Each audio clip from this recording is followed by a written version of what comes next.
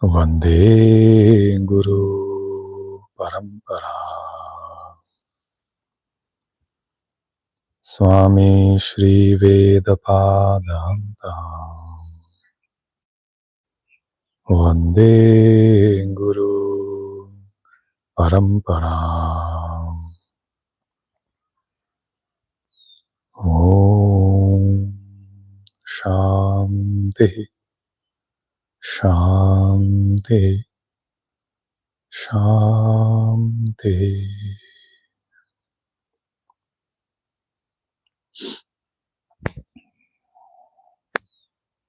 Hari Om.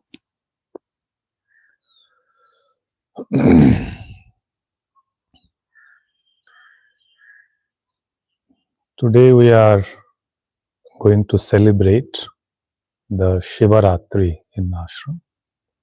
How many of you are aware of this festival? Just raise your hands. Okay. So, how many of you are aware of this word Shiva? Okay, right. Okay. And Ratri? Okay. So, Shiva, you're already aware. You read our Shiva Sankalpa Sukta. Every evening in the prayers, evening prayers, you have the Shiva Sankalpam Sukta. Shiva means auspiciousness.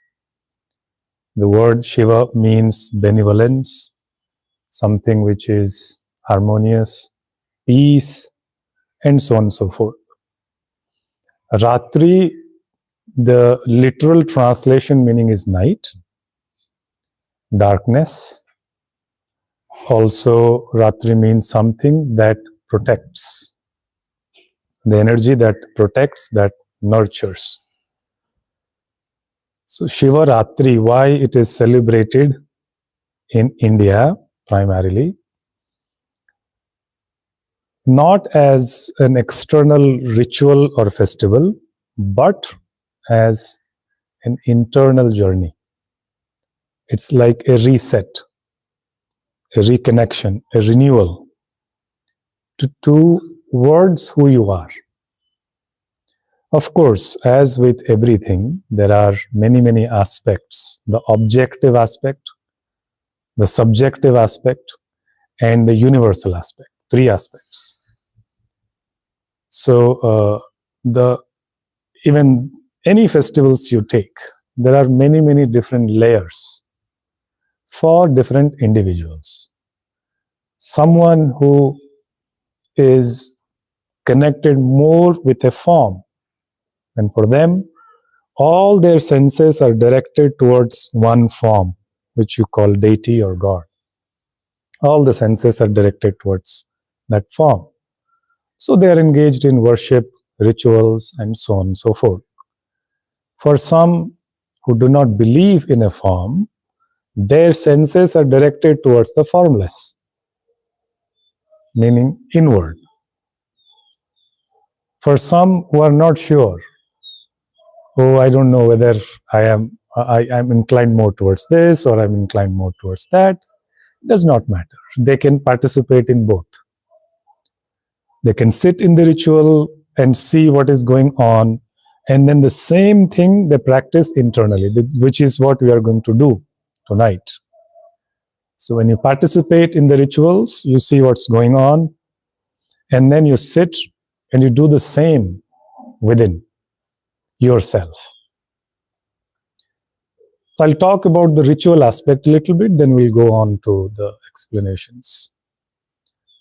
In that ritual, before even the ritual, we realize that we are born of 5 elements.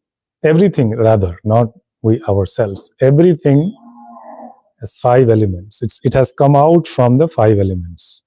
No matter what you see, inanimate, animate, everything. The first grossest element is earth. Then comes the little subtler, water. Then fire. Then air and ether. 5 elements. That's why your first 5 chakras, same means water, as earth, water, fire, air, ether. This is your mind. So the 5 elements. We are composed of 5 elements. Everything else in the world, everything, the world itself has come out. So when we offer, what can we offer? We offer these 5 elements back to the 5 elements so that we dissolve. The Shivaratri is a festival of dissolution. That we dissolve. Whatever layers that we have added onto ourselves, we dissolve, we let go. This is enough of this. It's a reminder. Towards what? Towards Shiva. Who is Shiva? You. Where is that principle residing? In each one of us. So Shiva, many meanings, as I said, different layers, different meanings. Shiva is known as truth, the principle of truth, the principle of light, the principle of absolute darkness. You yourself, anything and everything that you can move towards, something which is higher, of course, your journey towards that, your journey towards your own Shivahood, let's put it that way. So it's you. You as in what? You without any layers. You without any identifications. That's known as the principle of Shiva. Without any identifications, without any layers. Right now we are carrying many, many layers and identities and identifications. So when we move from the gross to the subtler, then to the subtlest, we are moving in that journey is the journey towards Shivahood. So festivals like these acts as a reminder. It acts as, it gives you a space to reconnect with your true self, that is Shiva. Not this. This is, when you see this as a form, this is earth. It goes back to the earth when we leave the body. Earth goes to earth, water goes to water, fire the body. Now you have temperature. When you die, it's cold. The fire principle goes to the fire. Then the air, pranavayu is gone. It goes to, and then the ether, the space that this body is occupying right now, gone. So all 5 elements goes back to the 5 elements. Am I that? So it's a day for inner contemplations. It's a day when you sit, you really ask, who am I? Without any attributes.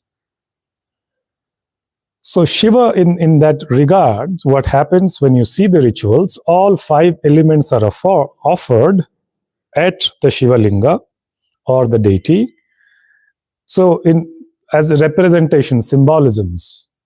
So they're offering water, it's an element of water. They lit a fire candle or anything, an earthen lamp or something, that fire is being offered. And then earth through sandalwood paste or anything else. Flower that represents the element of space, that is offered. Fragrance that is offered as an element of air. So you worship with all 5 elements. And then you go back, when that external ritual is done, you come back, you do the same within yourself as an internal ritual. So to what are we going to offer all this? You are going to sit at the Shiva temple where you have this kind of a shape called the linga. So, and to that we are worshipping. Now this has, it has a form, but it is also formless. So it represents both. It's an icon, but it's not an icon also. It represents both. Outwardly you see a form, but how can you relate to this form? At the same time, there is this form, the deity aspect of Lord Shiva, who sits in Kailasha, who is eternally in meditation, who is a renunciate, is the meditator, who has this jatas, this knots of hair. Then Mother Ganga resides, the moon is there. So there is another form of iconography. He is carrying snakes around his throat, and then he has drank the poison, therefore his throat seems blue. This poison has not gone deeper. He has held that poison here. Whatever that poison that got generated through, there are stories through the churning of an ocean. Nectar also came out, poison also came out. So Shiva held that poison to protect the entire universe. So these are stories and iconographies, mythologies. When you are interested, you can go deep into it. But we don't have enough time to go through everything. For now, when you see that, what does this mean to you, this shape? From this, all the other shapes have emerged. It's like, you can say, okay, it's like an egg shaped. It's like a golden egg. You know, our prayer, Hiranya Garbhad Arabdham. It's a golden egg. Before creation, things were like this. And from there, everything emerged. Your subtle body, the Linga Sharira, we call it, the subtle body is like this. So from there, the gross body is superimposed. It has come out from something which is subtle. So what is the journey? Going from the gross back to the subtle. When we say we die, the gross body remains here. What dies or what leaves you? Generally, we see, okay, the breath leaves. There is no breathing process. Every organ, they are there intact sometimes, but nothing functions. Why? Because the energy, prana shakti, it's out. What is the form of that energy? We have no clue. But we realize that there is something more than the body. When that leaves, this person is considered as dead. Nothing functions. The brain doesn't function, the heart, nothing functions. So are you this? These are the contemplations that is made regularly, of course, during meditation, but especially on these days and nights. Religious or universal energy-wise, there is an upsurge of energy during these divine nights. Naturally, it's like, let's say there is a full moon. You sit near the ocean. What do you see during the full moon? High tides or low tides? And during the no moons, low tides. Why? High tides, an upsurge of energy. When the ocean is swelling. So there are these cosmic energy forces and patterns which support, which activates something that we don't know of through our logical and intellectual minds. Of course, science will explain gravity, this, that, all of that. We are also affected by that energy. Whether we know, we do not know, whether we are sensitive to it, we are not sensitive to it, it's there. So during this Mahashivaratri, it's a great night of contemplation, great night of realization. Who am I? Where do I go? What's the purpose? Where am I going? What am I doing? What's the meaning of my life? All of that. It's a great night for meditation. You go in. It's a night. Why night? Night you go in. In day you are active. At night you go to bed, you sleep. You withdraw into yourself. Not in sleep, but in awakening. So that's why during these Shivaratris, people don't go to bed at night. They stay awake the whole night. To go in without sleeping. So, but then naturally we have our own capacities, right? We are addicted to a form of rest or sleep that is healthier for our nervous system, so on and so forth. That's why now it's very difficult for people to just sit and meditate the whole night.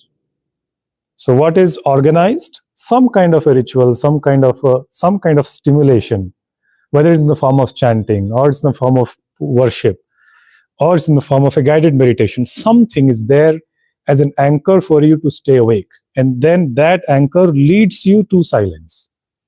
So some portion of night you stay absolutely in silence in your meditations while you are awake.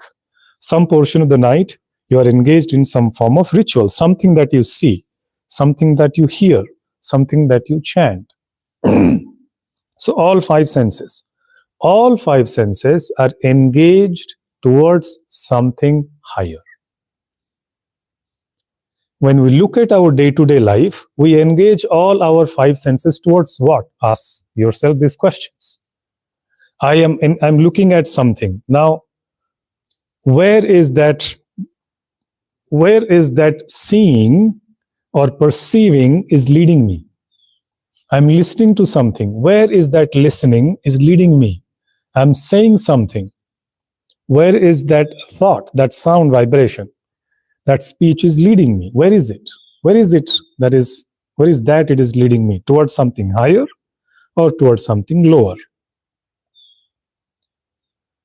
So the festivities are when all the sense organs are directed towards something higher, something deeper, something more meaningful, something more internal. It's like, let's say there is an ornament made up of gold, as an example. When you put that ornament into the fire, the shape, the form of that ornament dissolves, then it's only pure gold remains, no shape, no form.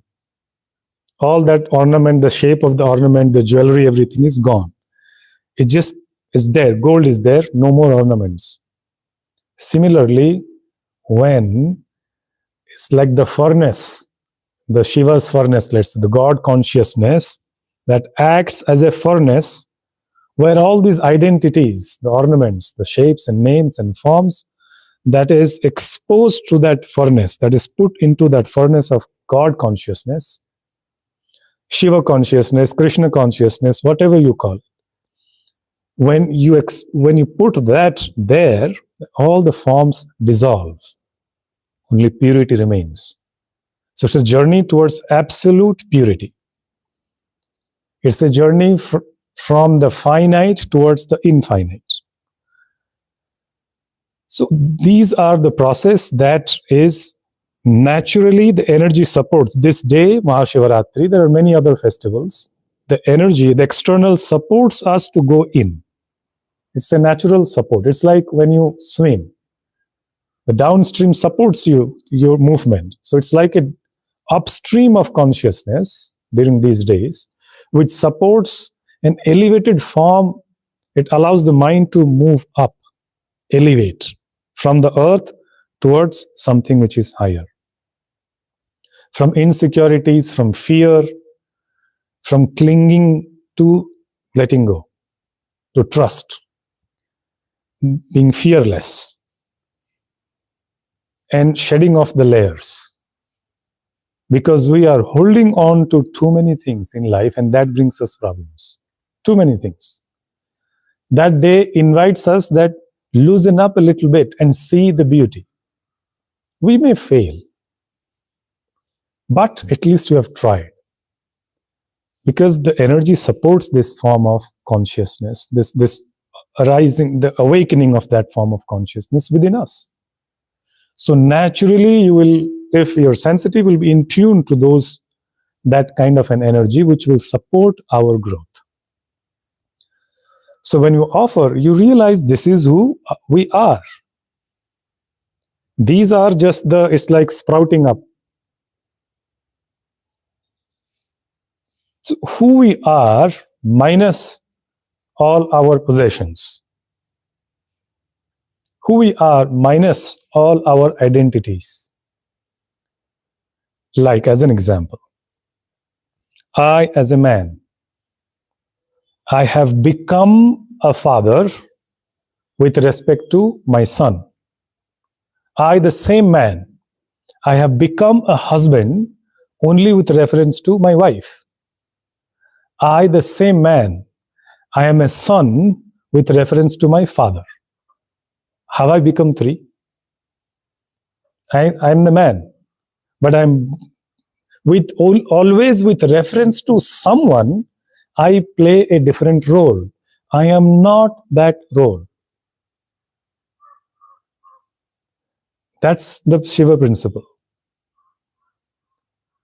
So who am I? Within this example, I'm a man. I have become a husband. I have become a son. I have become a father with the references. A husband, You cannot be a husband without being a man. Clear? But you can be a man without being a husband. You can exist. Man can exist without being a husband, but a husband cannot exist without the man. So who is the true reality? What has happened, we have hold on to these identities as I am, and we suffer. We don't look, we don't take a step back to see. But I have these roles to play. Yes, play it perfectly. Yes, I have a role to perform, I have a duty to do. Yes, play it. But I'm not that. Oh, introduce yourself. I'm a doctor. You are not a doctor. That's your profession. I'm an engineer. You're not an engineer. I'm a teacher. You're not a teacher. I'm a student. You are not a student. Those are only valid. You are playing a role, an identity. Something that supports all these identities, this. Something that is at the back, which supports everything. Like, we see the world constantly moving. Constantly, everything is in a flux. Constantly shifting, changing. Seasons come and go. The childhood has come, left. The youth has come, gone. Old age has come, will go. But what supports all this? What is that supports all the movements? Something that is not moving. That is Shiva principle. That is Shiva, pure consciousness. Something which does not move. Because it does not move, it is supporting all the movements. The screen in the movie. The screen does not move. You see the movie that is projected onto the large screen. Everything is moving as if the screen is moving. When the movie is projected, it's on a blank screen. This board, it is blank. Because of this, something has come out. You write something, or where? Where are you writing? Who supports this? Ink. Something which is pure white. If I write with a white color, let's say there is a black color, I write with black. It won't come out. So something which does not move and that supports all movements. That is the Shiva principle, that is you. Something that has not moved. Childhood has come, gone, youth, gone, this, gone, that, but something has remained constant.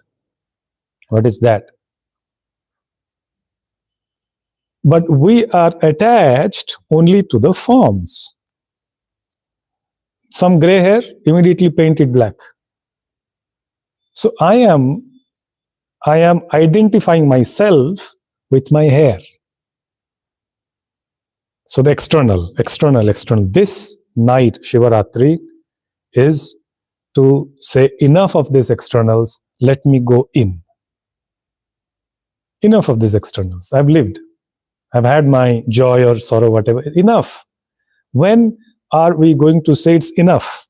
Enough of this world. Not as a frustration, but as a realization. It's not abandonment. It's realization. You're not abandoning anything. We realize that there is something more to this. While I'm staying, but I'm going in. To find that. When we go to bed, the Ratri, right? Night. We go to bed with all the same principles.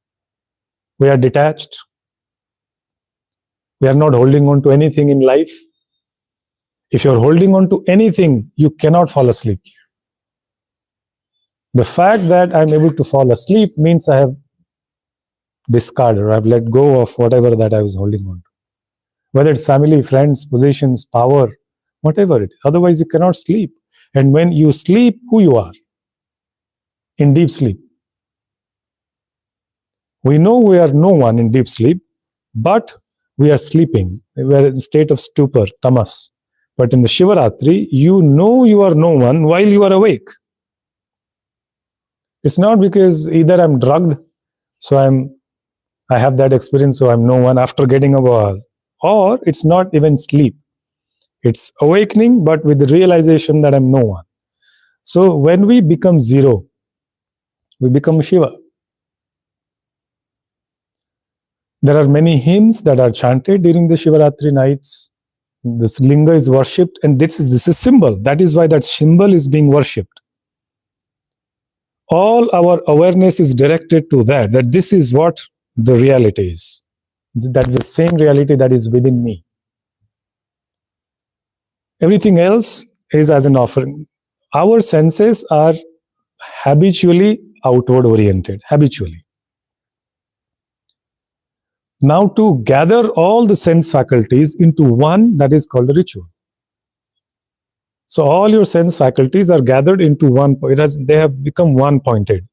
Then you take it, then you gather all the forces of the senses, take them in.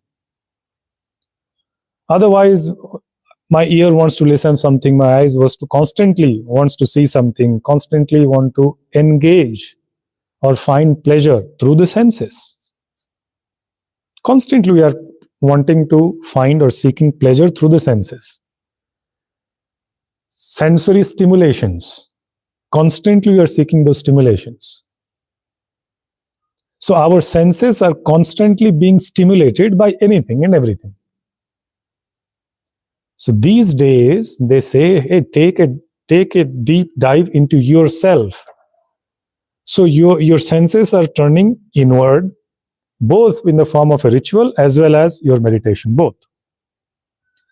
You have withdrawn your senses, you see, I choose to see this. I choose to make a connection with this. So all your senses are one pointed, directed. And then you do the same in your meditation. You go into your heart cave, you visualize a light, linga, a solid mass of light within that heart cave. You offer sandalwood paste as earth, you offer milk as the water element. You lit a light candle, usually an earthen lamp, you lit that as a fire principle. You light some incense as an air principle. You offer some flowers as the principle of space. And you offer some fruits of your desire. That is, I'm offering all my desires onto this solid mass of light. This is the same process you do internally. And then you chant your mantras and meditations and so on and so forth. That solid mass of light is, what is this? And darkness also has another connotation. As an example, when your senses are not perceiving anything, what is the state? Perception can only happen in the presence of light. Is it clear? I can see you only in the presence of light. I cannot see you in the absence of light. So I can only perceive things when there is light. When there is absolute darkness, I cannot even see my own body. I may feel what is happening. I may feel my breath and so on. Anything gross is not seen in absolute darkness. So when our senses become absolute inward, there is no light. It's thick darkness. There's nothing, as in deep sleep. There's nothing. It's absolute thick dark, because there is no perception of the other. So all of that perception, all the sense perception has been withdrawn into something which is absolutely dark. That's the truth. And when the creation, when anything that happens through the form of light. So we go back to the source of light, and then the final stage, you go to the absence of it. Because there is no one to see. I can only see when there is light. There is nothing. You cannot see the subtle, but you know it exists. I see the gross, but what is running this gross, I can't see. Have we seen our own minds? We have not, but we know it is there. Many people talk about soul, or have we seen it? No, you cannot see it with these gross eyes, because it's something subtle. We cannot even see the radio waves. It's there. The satellites, the signals, we cannot see, it exists. So it's not that I will only believe something that I see. Then we are only stuck with the gross. So how we can utilize the Shivaratri for in the inward journey to go to the root of who you are, the root, from where the thought arises. The fact that I can see my thought, where is it arising? To whom does the thought arise? I am angry. Okay, who is angry? A husband in me is angry. A son in me is angry. A father in me is angry. An employee in me is angry. Who is angry? I can't say just I'm angry. Who? There has to be someone, a role, an identification. Now drop that identification, try to become angry. You can't. Try to become angry without any form of identification. Try. Try to become sad without any form of identification. Try to become depressed without any form of identification. It is impossible. And then when the scriptures say your true nature is bliss, we don't believe it. How can it be possible? I always have blisters. I'm not in bliss. I have blisters. The blisters are always in relation to something finite. In deep sleep, you are not depressed. You are not angry. So you still exist. What is happening? What is that? So it's a deep a sense of ruthlessness when you go in that, no. That's what the scriptures say, not this, not this. I'm not this. Not intellectually, but you understand it. Yes, I have a body. Yes. Yes, I am playing a role. Yes, I have to do all this. But behind all this, there is something which is not touched by anything that is external. That is Shiva. There is always something which is not touched by anything that is external. Non-externalization is something which is not touched. And that's the journey of our meditation, to touch that space. And we cannot describe it. What is that? You can't. You can only talk about it a little bit like this, but what is this? Because it has no form. And we are addicted to see forms. We are addicted to talk in reference to always with a form, and that is fine. So what happens? Okay, I'm addicted to these forms. And these forms, no matter when I look at an attractive woman or attractive man, or I look at a building or the desire works, I want to possess it. I want to possess a big house, a big car, a beautiful man or a beautiful woman, or a particular emotion, or something I see. So the sense is always moving outwards to possess. What do they say in the bhakti traditions? Okay, you now get attached to this form of the deity. Now possess God. It's not something that God is coming and saying, okay, what do you want, all of that. The whole desire is moving towards something higher, a higher form. How many of us want to possess sun? How many of us wants to possess the space? We can't. The moment it's infinite, you lose the sense of possession.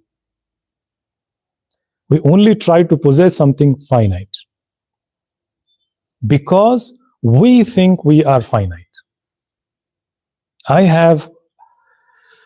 I think I'm limited, and therefore I want always I want to be with something that is limited, but that is limiting to myself. That is called an illusion. So it's a journey from the finite towards the infinite. Here the energy just moves. It doesn't go out like this. So everything stays here. It's non-externalization. It's within. When you're withdrawing when your body is relaxed, the energy that was being used for your body to move and everything is available to you when you are still. I'm talking, some energy is being utilized. My throat is moving, my tongue this moving. There are some movements happening. If I'm quite still, silent, that energy which was being consumed by the body is available to me. So one layer in. Now, the breath was erratic. Some energies were being wasted.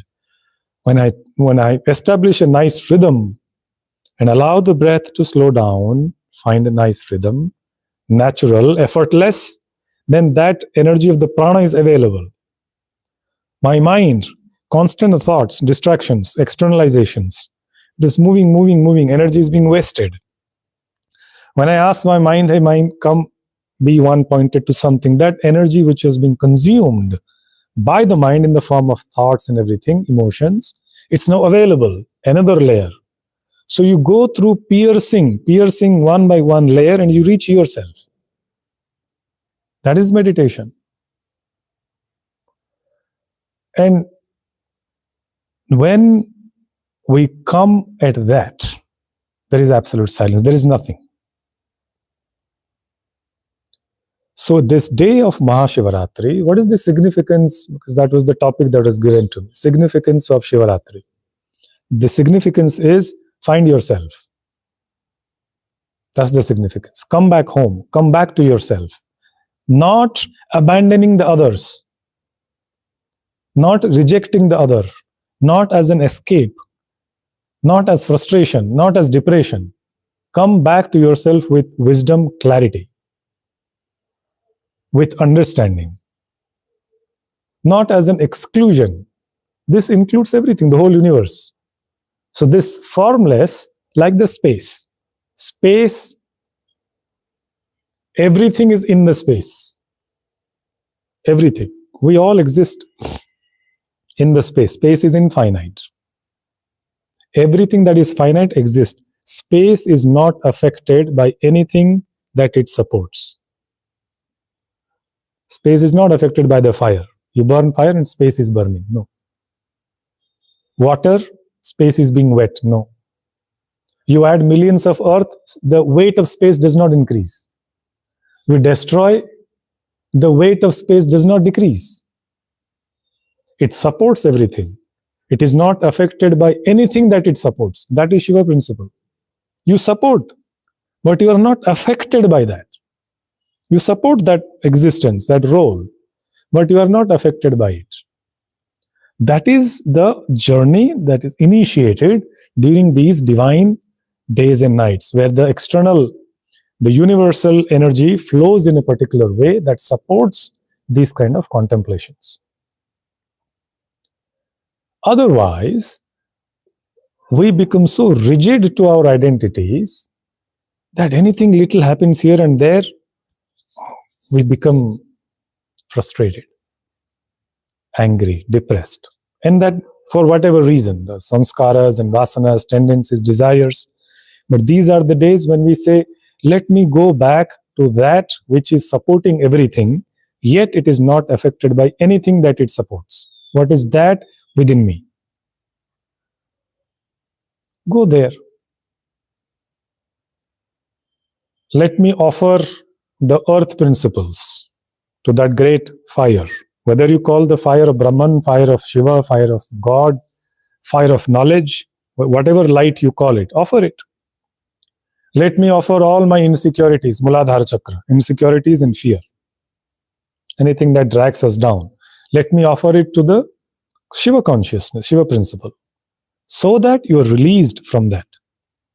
Let me offer it. Let me offer my anger, frustrations to that principle.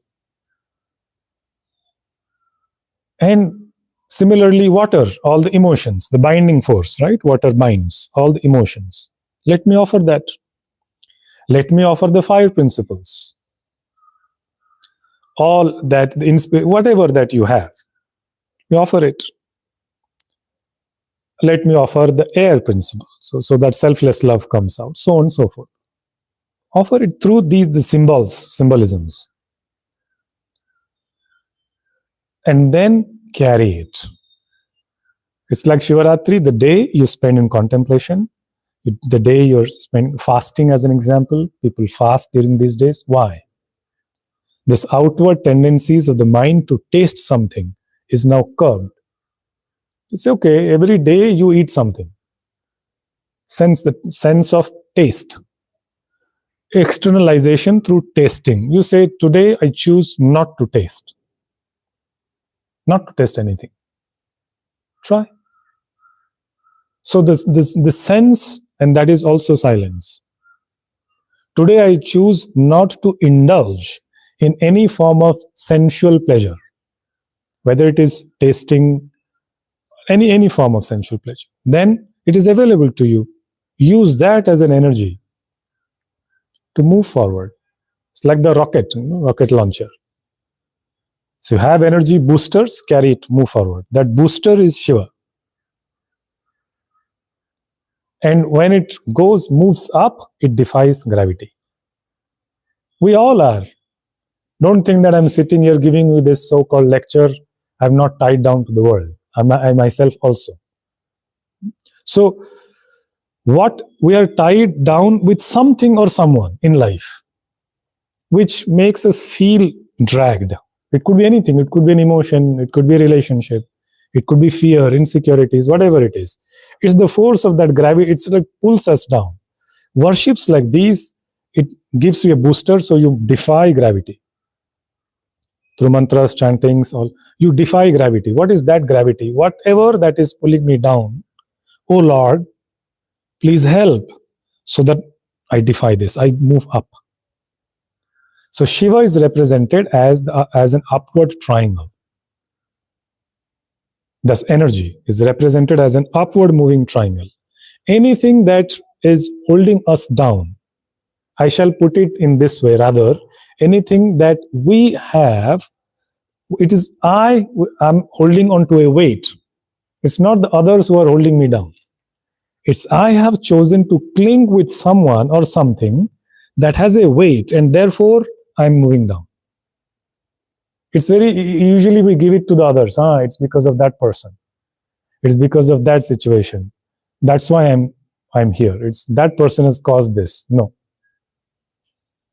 Mahashivaratri days or any worshipful days, rituals, or any days of great significance means you say, I'm responsible.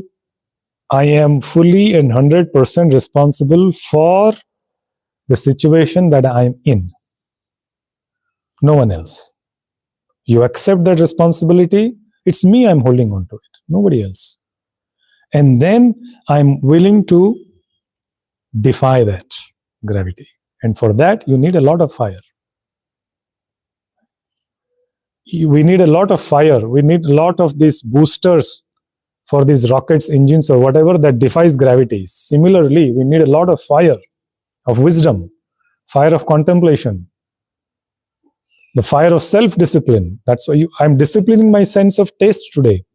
I'm disciplining my sense of, and whatever the energy that I want to, usually moving forward, I'm disciplining those senses by my choice, not because somebody said this. It's a self-imposed discipline that has arisen out of an understanding, not out of an imposition, where you make yourself disciplined like this. So I choose to discipline myself, and the fire of discipline then acts like a booster, and with the support of these rituals, energies, mantras, meditations, you just up. And sometimes after that, because those tendencies, we again come back. Again, act as a self-discipline is the key that will help us remain afloat. So when we worship Lord Shiva, who is represented as the pure consciousness, as the light, as the truth, as the endless, the infinite consciousness, what we are choosing is to move towards the infinite. How can we move towards infinite? By letting go of the finite. At whatever level that is possible for us right now. It's not leaving everything and going to the mountains. No. And without abandoning, without renouncing, He is also, Lord Shiva is known as the renunciate, great renunciate. Now, just think of this. What God needs to renounce? Is there anything that God needs to renounce? Nothing. But still we are saying he is a pinnacle of vairagya, dispassion, Lord Shiva. He wears nothing and all of that. What has he renounced? Only externalization. Everything has come out from him. Everything is a manifestation. Everything is him. So what can he renounce? It's only the externalization has been renounced. Nothing else. So what is he dispassionate about? About the externalization. That's all. Because the whole world is within him. So how can he renounce it? Only the externalization. That there is something which is deeper, more significant. There is the outer, there is the inner. And then how do we balance it? That harmony, that benevolence is also Lord Shiva. How do I balance it? How do I live in the world, yet not be of the world? Represented as a lotus on which all the great master sages sit. That is called the art of joyful living. So when we worship the force of energy, a force field, that means you are choosing. It's like, let's say, magnet. Now when I'm worshipping, I'm like an iron. I can rust. But when I choose to go near the magnet, you are pulled in, and then in due course of time, you are magnetized. You also become a magnet. In the same way, when we choose to move towards the higher forces of energy, then in the due course of time, you realize that you are that. It's because of our own thoughts we feel pulled down and bogged down. No one else is responsible for it. Because of our own perception, because of our own thinking, we are pulled down. No one else is responsible. So when Lord Shiva is an iconography, he sits in the mountain of Kailasha.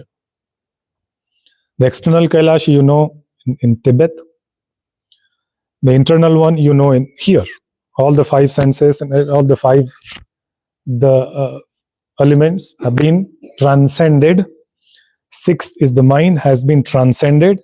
Lord sits here. The peak of mount, at the peak he sits. So now you ask yourself a question, what is the peak that I am seeking in my life? What is the peak? Am I seeking what kind of an experience that I'm seeking that peak? Is it sensual? Or is it something which is beyond this? And then he sits still. Again, something that we learn. Stillness. He sits absolutely still. The whole world may be in chaos, but he's... So that stillness is another form of energy that we can, when we align with ourselves, the Shiva principle, the stillness. He's sitting where? The unshakable mountain. When you have transcended the five elements, you cannot be shaken. Nothing can shake you in the world. That is Shiva principle. When we achieve a state of unshakable mind, that nothing can shake this mind, no matter what happens, you remain unshakable. Somebody says something, somebody does something, absolute still. Because you have transcended. And for that transcendence, we pray. We do the rituals, we do the chantings, we do the meditations to transcend the limitations so that you are unshakable. Now try, yes, have not transcended everything, but see in which areas of life you can bring in that sense of unshakable being. Say, okay, this area of life, nothing, I cannot be shaken. With respect to this emotion, I will never be shaken. What is that? And when we remain unshakable, that is the peak, pinnacle of silence and stillness. in spite of the temptations that is present, I'm unmoved. Despite all the temptations, all kinds of nicest of food that you enjoy, let's say that is served in the dining hall. And today, Shivaratri, you go there, you see everything. And you say, I choose not to be shaken by the sense of taste. I choose my mind not to be shaken by whatever the desire in me. What is the desire? It's something that shakes your mind, that moves.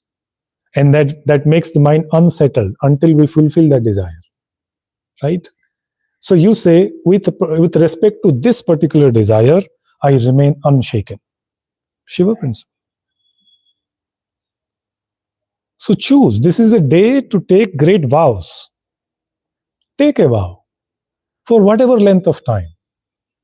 Take a vow for a week, 40 days, 21 days, 90 days, a year, anything. Take a vow. Take a sankalpa. You say, Tanme Mahashiva Sankalpa Mastu, the evening prayer. Let my mind be Shiva-like, which means cannot shake. Nothing can shake. Absolutely still. And let me invoke that and take a sankalpa. I will do this for a week. No matter what happens. No matter what consequences, I'll do this. That's when we derive strength of mind. So you can anything that you choose to think or make or do for yourself, for your growth, for your expansion. So people do this. These nights are usually the nights where sannyas diksha is given. In the traditions, sannyasis, the monks, this is the night where they are given these initiations into, and what sannyasi represent? They leave everything. Now they come back from many colors to one color, from all forms of nice lifestyle to a lifestyle of an ascetic. So from many to one, that's the journey. So that this night is used for initiation into, okay, now I become a monk. Of course, monk is not a finished product. Monk means you have just taken a vow that from now on, I will work on myself non-stop. And I choose not to allow any external things to influence my faith, my willpower. You take a vow. So you choose a vow, take a vow. You sit in the temple at night at sea. You offer, you see the rituals, whatever that comes to your mind. Many times now, for people who are from countries abroad, you may not be able to understand what is being chanted. Just sit with your eyes closed. Let the vibrations go deep. And also you can choose to see. They will offer flour, they will offer milk, they will offer honey, they'll offer sweets. Everything is offered to this Shiva Lingam. And whenever things, all of these they represent something of us. Everything that is sweet, let me offer to God. Everything that is good, let me offer. Let me not claim anything in life. I have done this.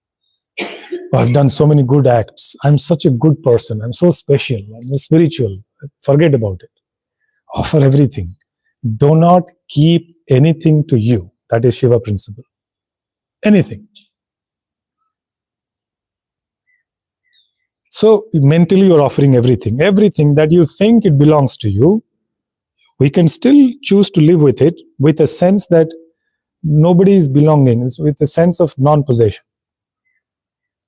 It's not a sense of property.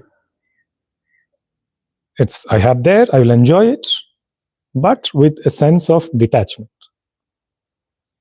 Swami Rama says, you use the world as a means for your liberation. Don't need to escape from it. Don't need to renounce it.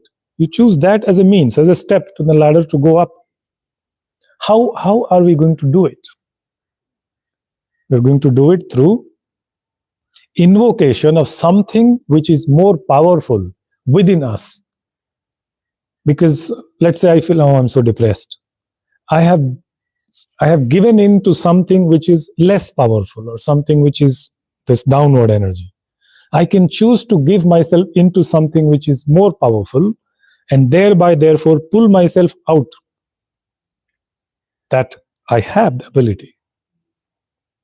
That is known as the Shiva principle. Whether we are choosing to align ourselves with that force or not, and whatever that happens externally, that's a reminder that go there, go there, go there. You are that, you go there, you choose that, so that you may be able to connect with something which is deeper, more pure, more sacred within you, and thereby, therefore, change your entire perspective of life. So whatever that is happening outside, it's a way of invitation for us to connect with something which is inner and deeper, that we have lost a touch. We have lost touch with it.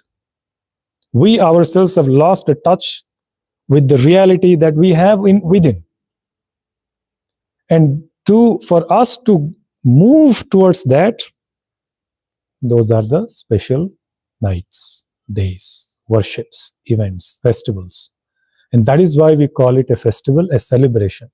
Not a celebration of noise, but a celebration of silence.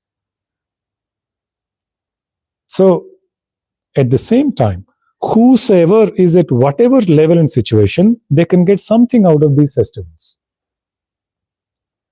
A meditator becomes more quiet and meditative during these days. A person who is practicing silence goes deeper into the form of silence.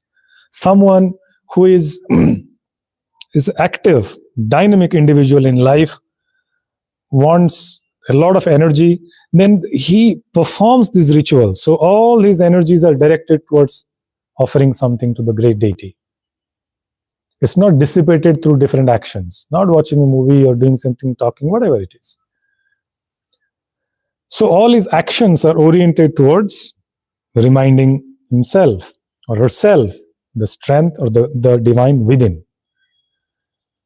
That is why make the most out of this ritual. It comes, of course, once in every year. Because every time, every day, sometimes during these lifestyles, it becomes very difficult for us to remain aware of the higher principle within us. So festivals like these acts as reminders. Comes off.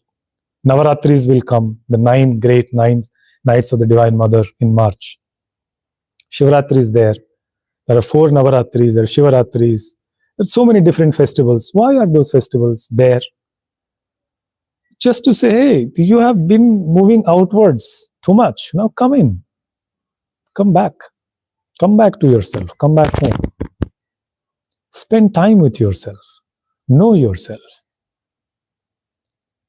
We want to know everything in the world. How this works, how this person thinks, how this person thinks, how this machine works. How about myself?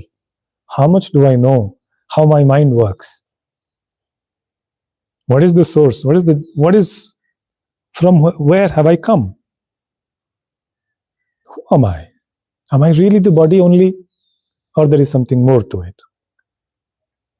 Whatever that there is, am I living life according to that? Things like that. You go into a mode of contemplation. So, utilize this night to go into your own Shivahood.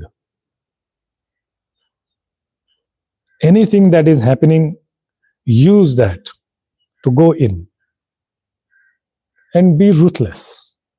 There is no goody-goody and go in.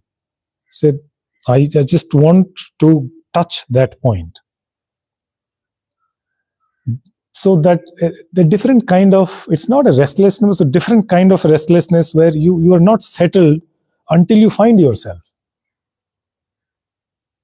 We say, okay, I feel when I have money, I feel I'm settled. When I have a relationship, I feel I'm settled. That is external settlement. There is no guarantee that you will feel settled within. And that is where you see it. I may have a very good relationship. I may have the whole money, all the empire of the world. Still, I may not feel settled. And we see that. People have so much money, everything, but there's something missing. You're still not settled. What is that? What is that is making us feel unsettled? Because we have not found ourselves. We have not touched the core of who we are. That is why we feel unsettled. So, utilizing these as opportunities for us to dive deep into that ocean, where at the surface there are waves after waves after waves. Oh, I have too many thoughts. That's only the surface of the ocean. You dive deep to the deepest part of the ocean, where there is absolute stillness, no waves, nothing. But what we do, we identify with the waves, and I have too many thoughts, my mind is like this, my mind is like that. You're still sailing on the surface. Dive. These are opportunities to dive deep through your meditations, through your contemplations, through the chantings. Mahamrityunjay mantra is chanted. Om Namah Shivaya mantra is chanted. Your own Guru mantras you can chant. There will be Shiva 1,000 names of Lord Shiva. There will be an audio of Swamiji. That will be done. Anything that you feel connected to, allow yourself to go into that without fear. We do not fear in the light, right? We have fear of darkness. So don't fear darkness. As an example, go there, pierce through that darkness of your own lives in whichever way it is, through the support and energy of Shiva, who is everywhere, also who is within you. So the external is only a reminder for us to go in. That's all. Because for us to go in with something abstract may not be, for many people, they may not connect. So there is something, a form that helps you to connect, and then you use that connection to go within, deep. So that you are bathed in that form of energy. And then you're purified. I'm clinging to many things. I choose to cling to many things external. Let me cling to something which is internal, in the form of a pillar of light, which is in your heart cave. And there will be a meditation guided today, tomorrow, 1:30 a.m. Not today. Tomorrow, 1:30 a.m., we'll do a Shiva Manas Puja, internal worship. Swami Vedas guided meditation, where you'll be guided to go into the heart center, heart cave, see this pillar of light, an oval-shaped, solid form of light, worship, offering everything.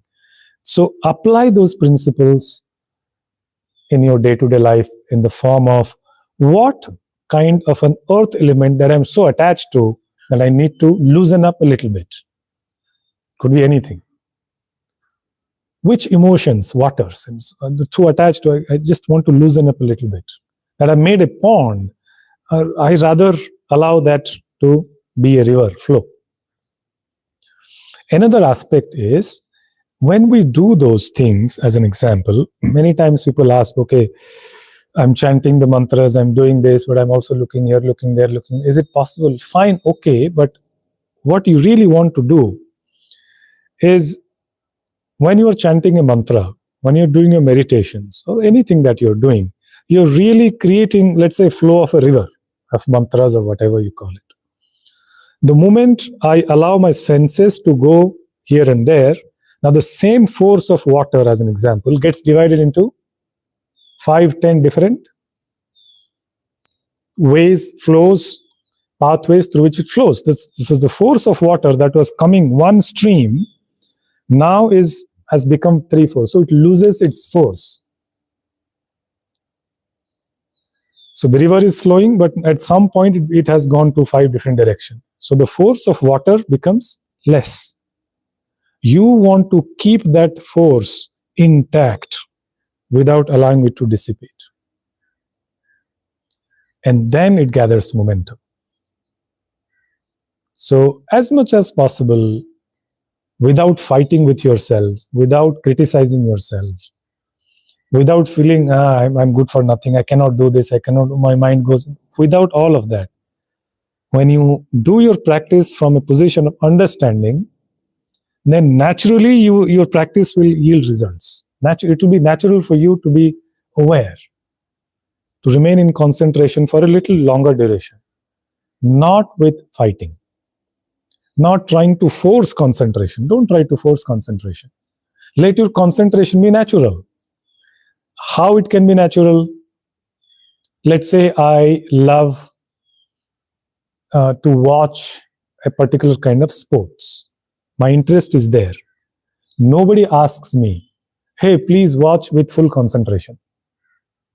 I naturally am concentrated while I'm watching that sports, that form of sports in the TV. Nobody asks me to concentrate. When I'm watching a movie, nobody asks me to concentrate.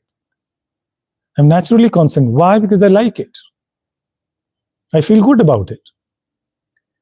In the same way, when we realize the importance of going in, when we realize the value, then we don't need to have concentration with a forced way. Then you are no more concentrating. You are aware. You're just trying to touch it with all of you. Then it's not this versus this. It's not I'm bringing my mind from somewhere to this. No, you're naturally there. That is the process. Naturally there. Let me, like as an example, breath awareness. We don't need to struggle. Let me just look at my breath. I have not paid attention to my breath so many years. Now let me spend 5 minutes to feel how the breath flows. That's all. You're not concentrating. Mind. You have a mantra or something. I have allowed my mind for so many years to dissipate, go here and there. Do I not, or is my mind not worthy of being one-pointed? Can I not give the gift of one-pointedness to my mind? I've abused my mind. Can I not be a little loving towards my mind to make it little one-pointed, so that I am fully in connection with my mind? 5 minutes. Throughout the 24 hours, how many things the mind goes to? Millions of things. We see something, we hear something. The mind is constantly engaged. Now look, throughout the whole day, we are overloaded and flooded with so many sensory inputs. And which is why we go to bed at night. Even the body says enough. Even the mind itself says enough. Are you understanding? You're going to bed, you're going to sleep means what? Your senses wants rest. The mind wants rest. And that is biological. We feel tired, we feel exhausted. Now catch this point. I feel exhausted, tired by allowing my mind to go here and there for several millions of thoughts. Thank God the nature has made sleep so I can go to sleep and give rest. Even there, the senses are engaged in dream. Only in deep sleep I get some kind of rest. Now make it a conscious effort. You realize that yes, the senses, they're overloaded, overflooded. I make a choice to just come back, to give some rest to my mind by making my mind one-pointed with something. It could be a flower, it could be your breath, it could be a mantra, it could be a sun, whatever, any form of a center outside or a center within. So then your mind flows towards that center for some duration. And that is of great benefit, not only neurological, physical, mental, emotional. Not only that, there are also spiritual values to it that make it 5 minutes. That's when we meditate. It may allow to have abused my mind. Constantly, I have chosen to engage my mind and I make it exhausted. So I have full responsibility to reverse this process. And when the mind goes there, I say, no mind, enough of this. I like you, you are my friend, I don't want you to feel exhausted, come back. Now, another subtle point. The fact that I want to go out means I don't like myself. Think about it. The fact that I constantly want to go out, talk to someone, watch something, conversations, this, that, socializing, whatever it is, meeting people, constantly. If there is nobody, I'll take my phone and see the whole world. I'm constantly going out of myself. Why? Ask yourself this question. Why is it that I want to constantly go away from myself whenever I have little time? Why that is happening? Maybe I feel a sense of incompleteness within me and I seek completeness outside. Maybe when I talk to somebody, I feel a little complete. Maybe when I'm engaged with something, I feel completeness. But we have to realize nothing external can make you complete. Can give you temporary feeling of completeness.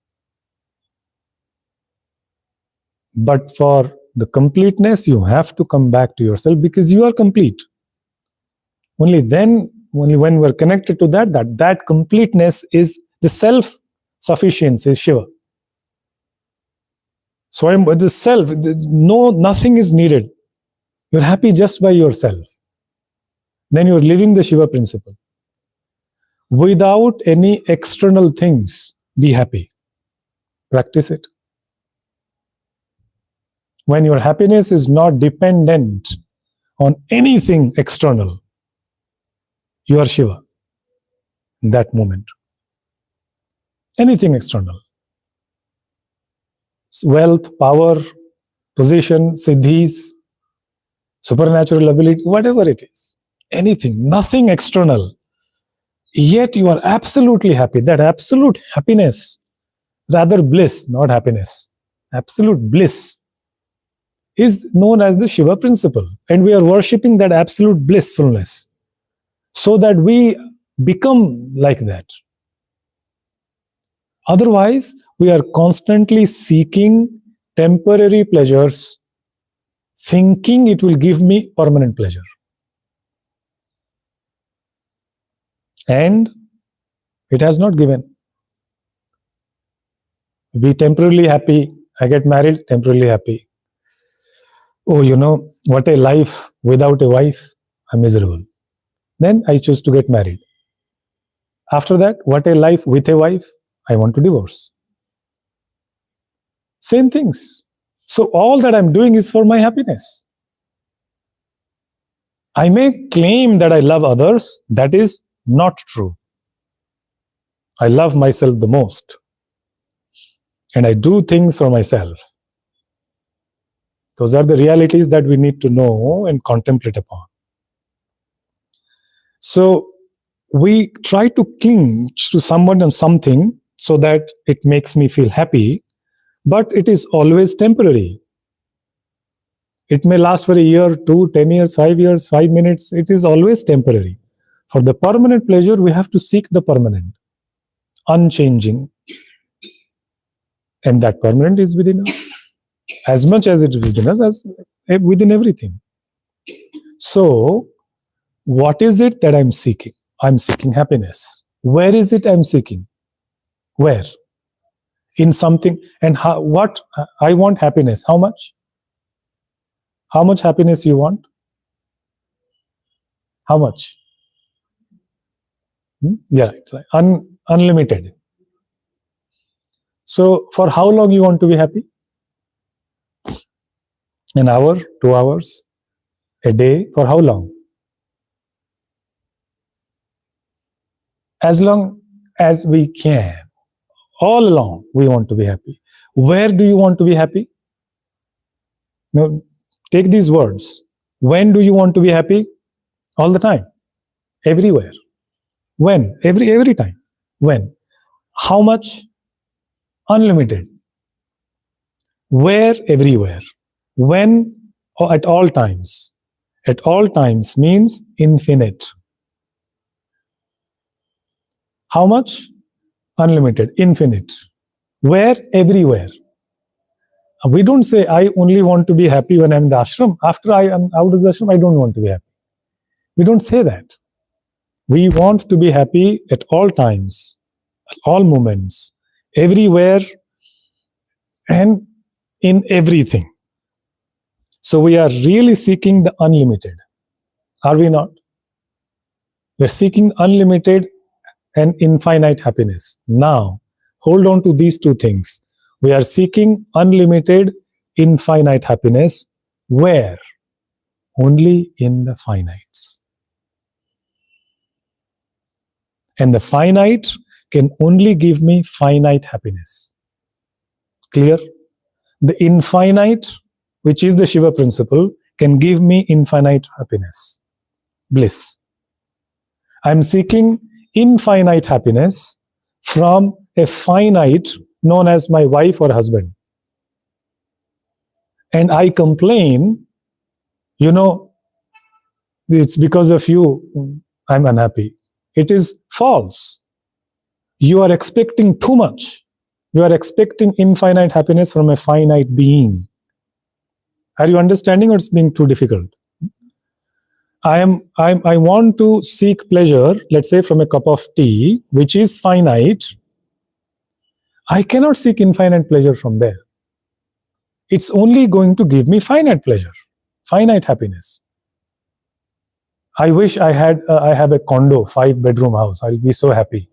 It stays for some time. Then you want to move on to a villa. It just because it's finite.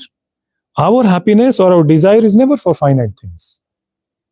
It's for the infinite. You want infinity.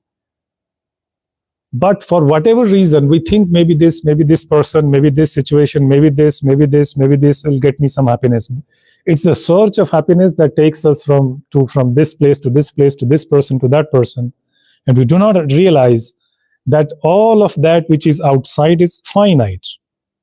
They will give me happy. Yes, I feel happy for a for a period of time. But if unconditional, infinite, forget about it. That only Shiva can give. Meaning any form of divinity or any divinity. Not Shiva. I'm not meaning Shiva means a form. Only the infinite, the complete. Something which is complete can give you complete. Something which is incomplete, how can it make you feel complete? I am incomplete.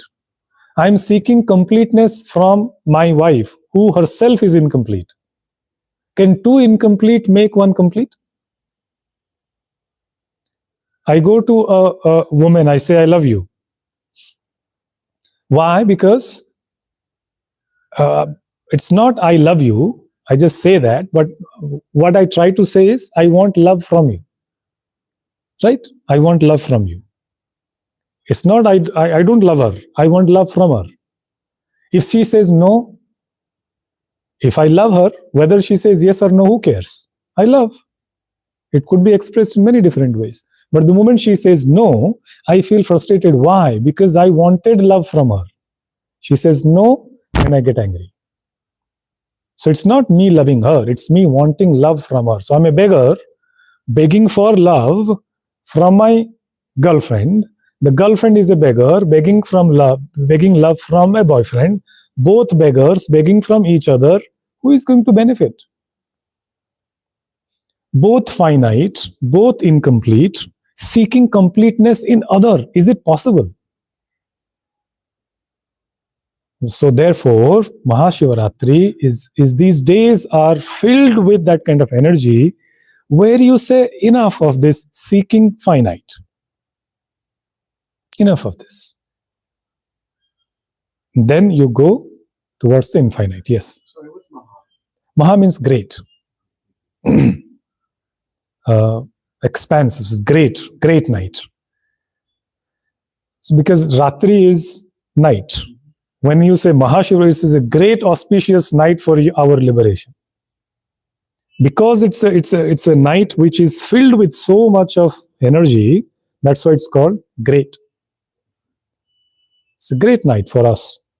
For us to go in, for us to go to that truth which we have been avoiding consciously. It's a night where we choose to destroy our deception, self-deception. We are the ones who deceive ourselves the most. And we're happy about it. We deceive ourselves in so many ways. When you sit and when you really sit with this thought, you will see, how have I deceived myself in so many ways, and how have I deceived others? Now this day you choose, enough of this. No more. I choose to go, I choose to break this cord. So one of the form of the Shiva principle is called Rudra. It's called Rudra Abhishek and all of Rudra Abhishek. When you do this, Rudra. Rudra means the fierce form of energy which helps you to cut off. And then when all our attachments, all our delusions, everything that is cut off, what is there is known as Shiva. And where everything is cut off, it's like, let's say, a surgeon. So who is doing surgery means Rudra, the knot. When health is restored, that is Shiva. Because health is your true nature. Disease has come from outside. Whenever you have a disease, you don't like it. Why? Because that's not your true nature. Your true nature is healthy. So when some discomfort is there, you want to get rid of that discomfort as soon as possible. Because it's a disease. Similarly, desire is a disease of the mind. And that makes you feel uncomfortable and you're unsettled. You just want to get rid of the desire. But the way we are accustomed is to, I want to get rid of desire by fulfilling the desire.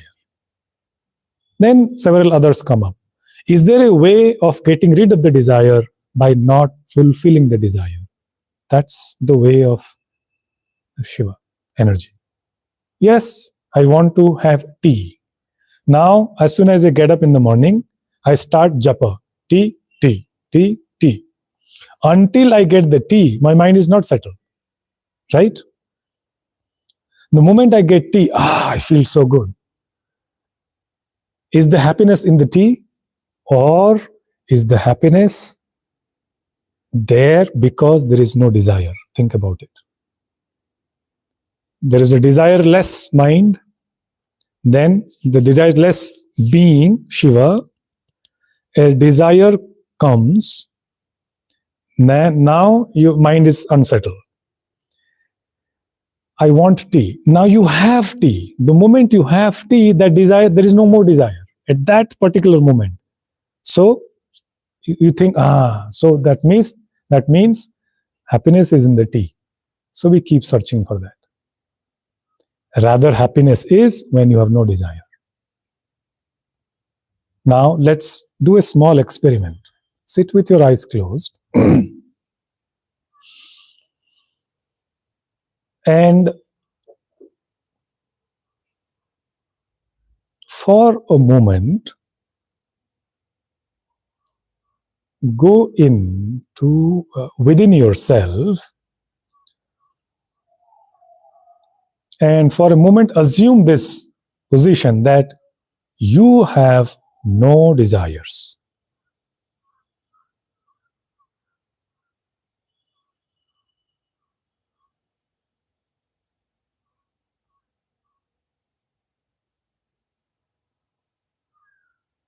Absolutely free from any desiring.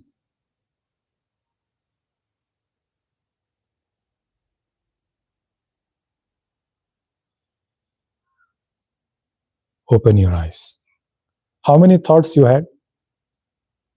What was the frequency of thought eruption? Was it less? Why? We struggle so much for thoughts. Thought means desires. No desire, no thought. You assume, I have no desire. Sit.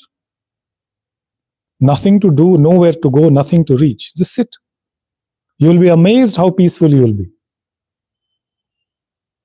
And you will touch that And the moment when you become sensitive, it's like this plane. I have no desires.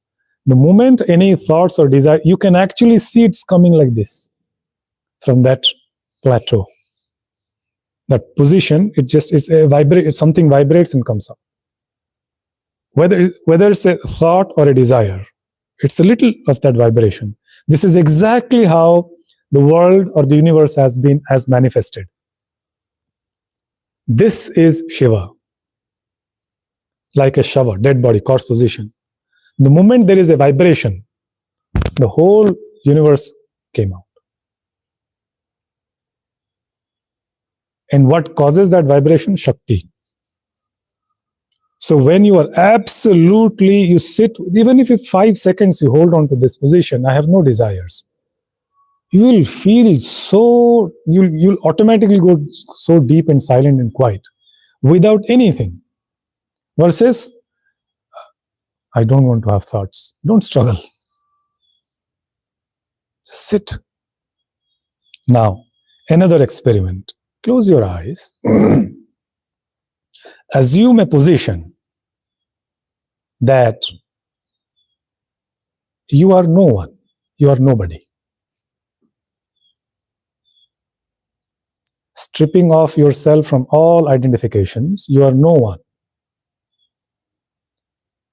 You're saying to yourself, you've assumed a position, I am no one, I am nobody.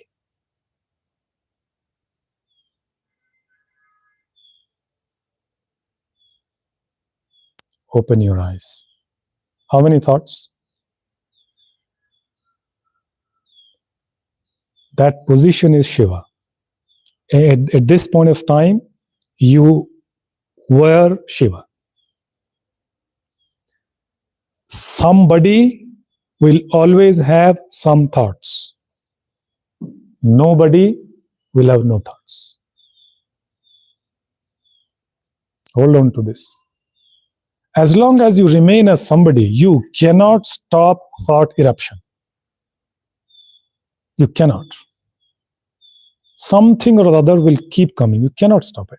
The moment you become no one, nobody, that's all.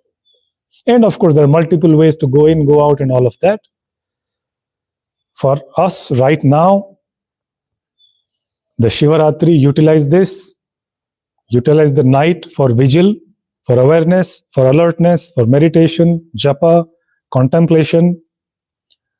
If you feel like, oh, I'm getting sleepy and something, go for a walk, do something, sit. But again, in all this process, do not force yourself. If you feel like, okay, it's enough, go to bed. Go to bed with your mantra. Go to bed with contemplation. Go to bed and relax yourself while contemplating about the higher. Who sleeps? Ask this question when you go to bed. What or who in me sleeps? Ask. Even make sleep as your practice. So, otherwise, oh, this whole night I have to wake up, I'm struggling, I'm here and there. You invoke your strength that I shall remain awake. At the same time, you don't force it. Okay? So during the afternoon, you can sleep. So at the night, you can remain awake. Whatever rituals that we do, the priests will come, they will do certain rituals, they will chant certain mantras, that is to quicken, that is to invoke the energy of Shiva to be available for us to absorb that energy, absorb that vibration. How do you absorb? Close your eyes. Let the vibrations hit you as if you have become a sponge. The whole being, you have become a sponge, and all the sound vibrations are just getting absorbed into you. And therefore, thereby, you have become a pillar of light. While you're there, use that. Use Shivaratri in that sense of divinization of yourself. It's like Shiva Sankalpam, divinizing your mind. Shiva Sankalpam, divinizing your mind, divinizing your whole being is what Shivaratri means. So utilize in your own ways this most auspicious day and night, the entire day. Allow yourself to spend time in quietness.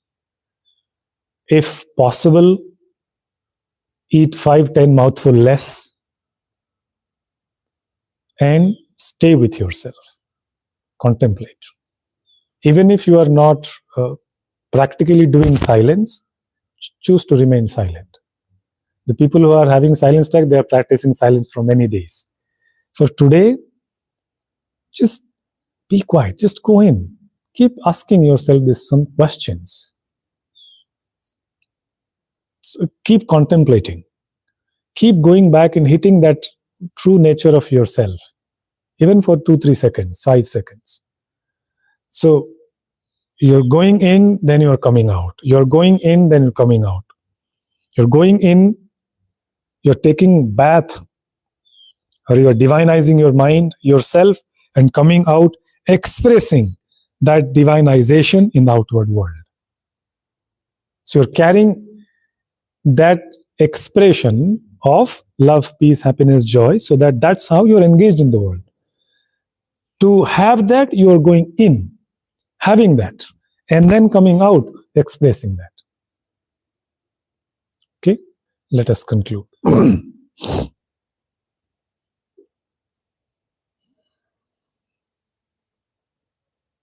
Your body absolutely still like the mountain.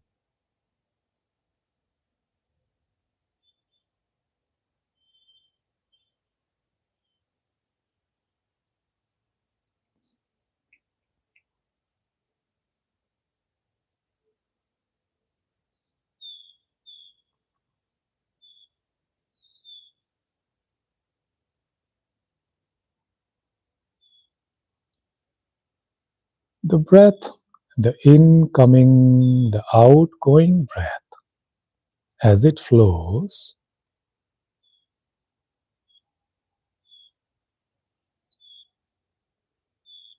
you are able to observe.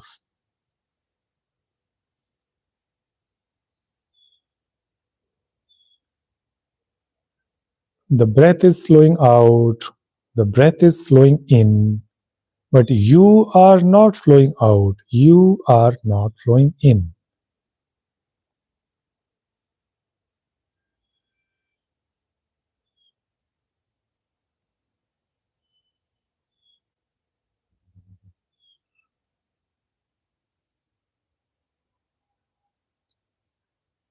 There are sounds, but you have not gone away from yourself to those sounds.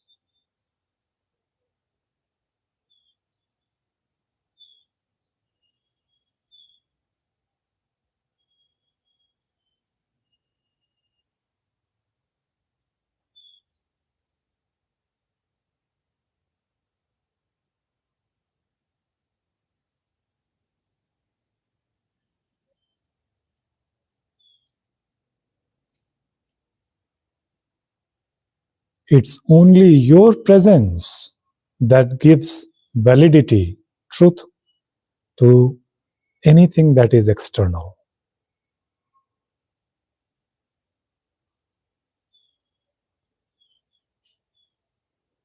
Between the sounds, there is silence.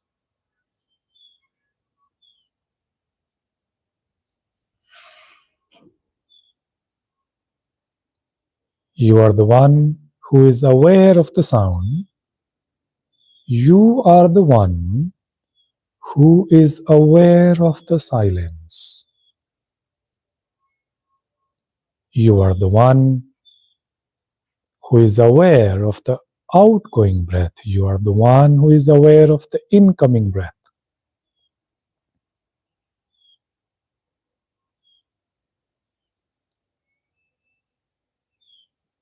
There is outflow and inflow, duality. There is sound and silence, duality. But you are that non-dual awareness.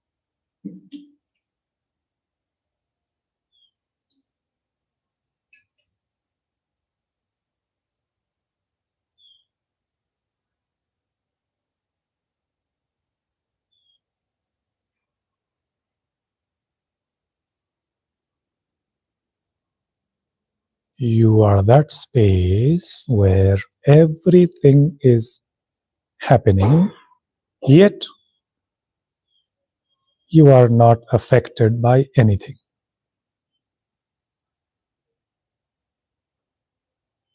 Space does not retain anything. Space does not reject anything.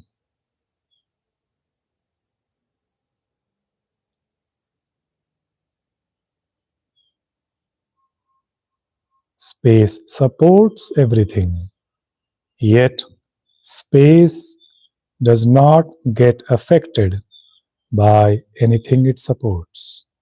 You support the sound, you support the silence, yet you are not affected by it.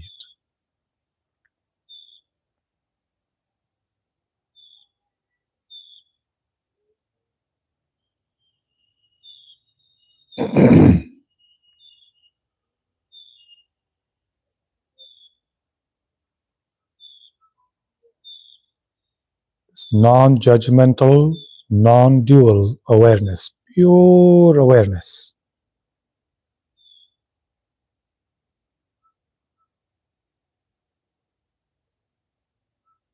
which does not seek anything. It is complete by itself. It is self-illumined. It does not need anything to illumine itself. Rather, everything is illumined with the support of the self-luminous one.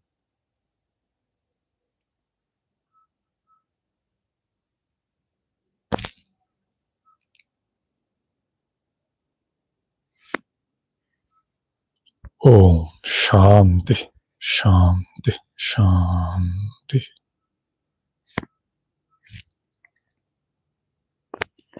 Thank you.